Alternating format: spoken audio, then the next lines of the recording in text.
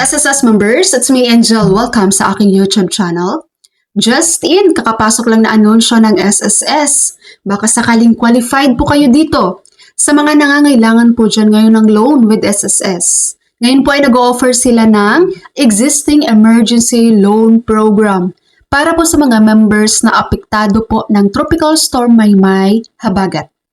So, i-discuss natin dito yung mga qualifications, guys, and loanable amount. So, i-check nyo itong qualifications kung pasok kayo dito, ha. So, number 1, active member. So, ibig sabihin ng ating mga pensioners dyan at yung mga nakapag-claim na ng final benefit with SSS, hindi na po kayo eligible dito, sad to say. Number 2, with at least 18 months contributions. Na kung saan po dapat meron kayong at least 6 months na posted contributions niya in the last 12 months. Number 3, ang ating mga self-employed dyan, voluntary, non-working spouse, and land-based OFW. Dapat po meron na po kayong at least 6 months na posted contributions sa inyong current na membership type. Halimbawa, dati ka pong employed, tapos ngayon ay voluntary ka na. So, dapat po meron ka ng at least 6 months posted contributions as voluntary member.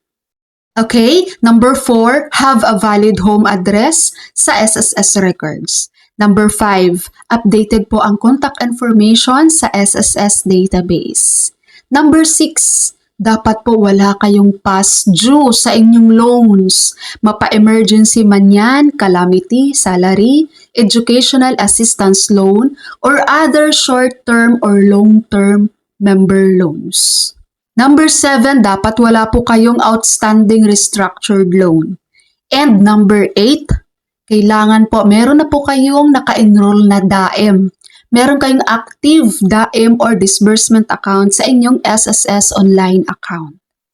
Okay? Ito po, mag-a-apply kayo nito sa inyong SSS online account. So yun po ang mga qualifications. Pagpasok kayo dyan, then makakapag-loan kayo. Ang loanable amount naman po nito ay hanggang 20,000 pesos na meron po siyang interest rate na 7% per annum or 7% per year. Then, the loan is payable. Babayaran niyo po ito for over 30 months inclusive of 6 months moratorium period. So, yung 2 years to pay siya, guys. Pero kaya nakalagay siya dito ng 30 months dahil ang 6 months doon ay moratorium period. Kumbaga, after pong ma-approve yung inyong existing emergency loan, hindi kayo required na magbayad agad for 6 months. No? Kasi yun yung moratorium period yung 6 months. So, after 6 months, tsaka pa lang mag-start ang inyong first payment dito sa inyong existing emergency loan. Alright? So, yun lamang po. That's all for my video for today. Thank you so much for watching, everyone. God bless you all.